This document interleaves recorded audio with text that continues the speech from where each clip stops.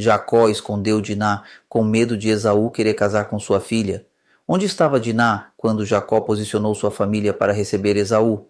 A Bíblia lista as servas, lista Lia, lista Raquel e lista todos os filhos homens, mas a única filha mulher desapareceu do texto.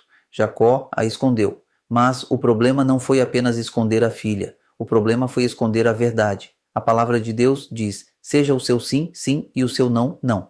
Mas Jacó disse sim para o irmão e fez não com os pés. Ele prometeu ir para um lugar, mas foi para outro. E essa curva errada no caminho não apenas expôs sua filha ao perigo anos depois, como encheu a casa de Israel de ídolos.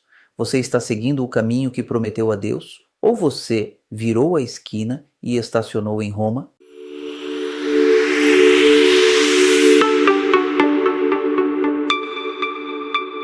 Shalom, shalom. Estamos de volta no canal Tirando os Óculos Romano. Mais uma Parashá Ketená. Hoje vamos fazer uma investigação criminal e espiritual na Parashá Vaishlach. E enviou.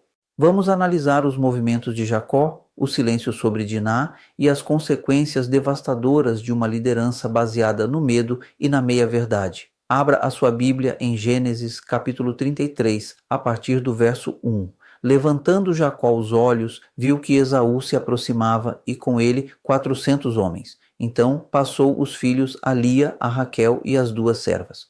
Pôs as servas e seus filhos à frente, Lia e seus filhos atrás deles, e Raquel e José por últimos.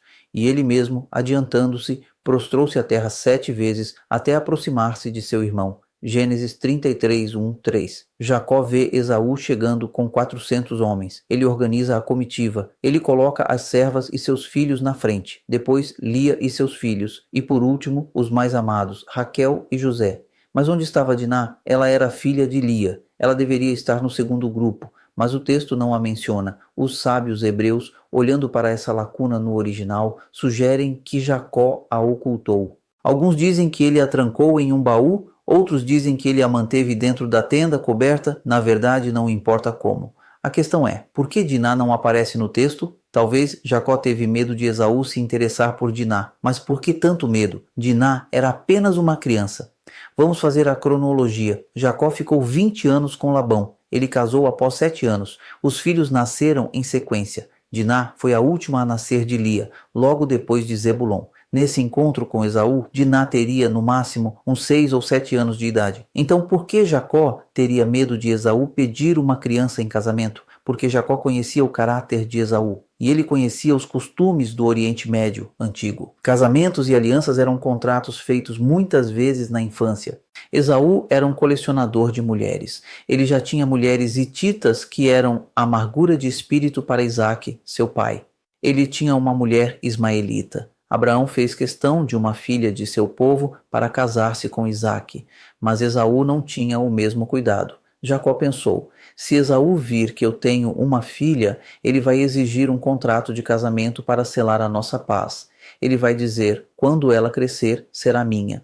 Jacó estava apavorado com a ideia de misturar a semente santa com a semente profana de Edom. A intenção dele era boa? Sim. Ele queria proteger a pureza da linhagem, mas o método dele foi humano, foi baseado no medo, não na emuná, ou seja, não na fé. E esse medo gerou a segunda falha, que foi muito mais grave, a falha da palavra. No diálogo que ocorre a partir do verso 12, Esaú diz: vamos, eu vou com você. Jacó recusa. Esaú diz: então deixa eu deixar uns soldados com você. Jacó recusa. E então Jacó diz a frase fatal no verso 14: passe meu senhor adiante de seu servo, eu seguirei guiando-as pouco a pouco, no passo do gado que me vai à frente e no passo dos meninos, até chegar a meu senhor em Ser. Gênesis 33, 14. Jacó disse com todas as letras: eu vou para a sua casa, eu vou para Seir. Mas o que ele fez no verso 17? E Jacó partiu para Sucote, e edificou para si uma casa, e fez palhoças para o seu gado. Por isso o lugar se chamou Sucote. Gênesis 33, 17. Ele construiu uma casa, em hebraico Beit. Isso implica uma estrutura sólida, permanente, com teto e paredes de barro ou pedra. Isso sinalizava que ele pretendia ficar ali por um tempo considerável, descansando da longa viagem e do encontro tenso com Esaú. Para os animais, ele fez cabanas, em hebraico, Sukkot. 3. Por que o nome Sucote? O nome Sucote, que é o plural de Sucá, significa literalmente cabanas ou tendas. Sucote fica na direção oposta de Seir. Jacó mentiu. Ele usou de falsidade diplomática. Yeshua nos ensinou no Sermão do Monte: seja, porém, a tua palavra. Sim, sim, não, não. O que disto passar vem do maligno. Mateus 5,37. Jacó não teve coragem de dizer não. Ele disse sim e fez não. Ele achou que estava sendo esperto. Vou despistar o meu inimigo. Mas ao despistar Esaú, Jacó também se desviou do caminho de Betel. Edificou para si uma casa em Sucote. Patriarcas moram em tendas, porque são peregrinos. Quem constrói casa de pedra quer se fixar. Jacó quis criar raízes onde deveria ser apenas passagem, e depois de Sucote ele desceu para Siquém. E aqui entra o problema do tempo. Entre Gênesis 33, o encontro com Esaú, e Gênesis 34, a violação de Diná, passaram-se anos. Diná não foi abusada aos 7 anos. O texto diz que ela saiu para ver as filhas da terra. Ela já era uma jovem, uma adolescente. Isso significa que Jacó ficou estacionado na periferia do mundo pagão por quase uma década. Ele ficou ali o tempo suficiente para Diná crescer. Ele ficou ali o tempo suficiente para se tornar vizinho de Amor e Siquém. Ele ficou ali o tempo suficiente para comprar um pedaço de campo, Gênesis 33:19. Ele achou que, se ficasse quieto no seu canto, o mundo não o incomodaria. Mas a omissão de Jacó cobrou um preço. Ele protegeu Diná de Esaú, o tio profano, mas a entregou de bandeja para Siquém, o vizinho pagão, simplesmente porque ele parou no lugar errado. Se Jacó tivesse cumprido o voto imediatamente e subido para Betel, Diná nunca estaria passeando em Siquém. A tragédia de Diná é o resultado direto da acomodação espiritual de Jacó. E isso gerou uma consequência espiritual ainda pior, que a gente só descobre no capítulo 35. A idolatria entrou na tenda. Quando Deus finalmente manda Jacó sair dali, Jacó tem que dizer à família: lançai fora os deuses estranhos que há no vosso meio. De onde vieram esses deuses? Vieram da convivência com Siquém, vieram da tolerância, talvez dos ídolos de Raquel. Jacó tolerou os terafins de Raquel. Jacó tolerou os amuletos que seus filhos usavam nas orelhas. Ele estava tão preocupado em ficar bem com a vizinhança, em não arrumar confusão, que permitiu que o paganismo entrasse na casa da aliança. Agora, vamos trazer isso para hoje. O impacto é assustador. Isso é um espelho da religião moderna. A igreja diz que serve ao Deus de Israel. Ela promete: Senhor, nós vamos te seguir. Nós vamos para a terra prometida. Mas no meio do caminho, ela faz um desvio. Ela diz que vai seguir a Bíblia, mas estaciona em Roma, a Siquém espiritual. Ela diz sim para Deus com a boca, mas seus pés caminham para as tradições pagãs.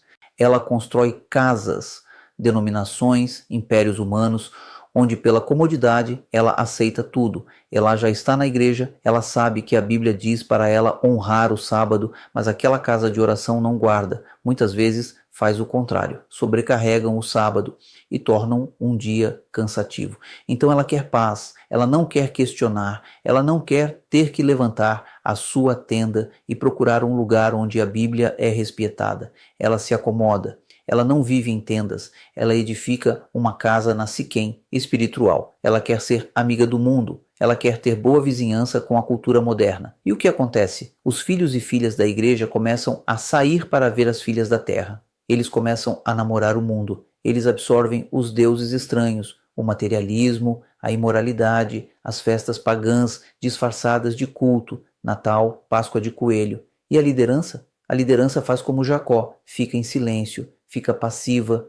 Jacó sabia que Diná tinha saído? Provavelmente. Jacó viu os ídolos? Com certeza. Mas ele não confrontou até que a tragédia aconteceu. A religião de hoje promete que segue a Deus, mas segue o caminho de Constantino. Segue o caminho da conveniência. O aviso da Paraxá é urgente. Saia de Siquém. Pare de mentir para Deus e para si mesmo. Pare de dizer que vai para a terra prometida enquanto seus pés estão plantados na cultura do mundo. Infelizmente, precisou haver um trauma terrível para fazer Jacó se mexer. Não espere o trauma. Faça como Jacó fez no final. Levantemo-nos e subamos a Betel. Enterre os ídolos. Tire os brincos da superstição. Cumpra o seu voto. Seja honesto. O seu sim tem sido sim? Ou você tem vivido uma vida dupla, com um pé na aliança e outro no mundo? Muito bem, este é o tesouro e o alerta de hoje. A proteção não está em se esconder em caixas, nem em amuletos, nem em mentir para evitar conflitos. A proteção está em subir para a casa de Deus.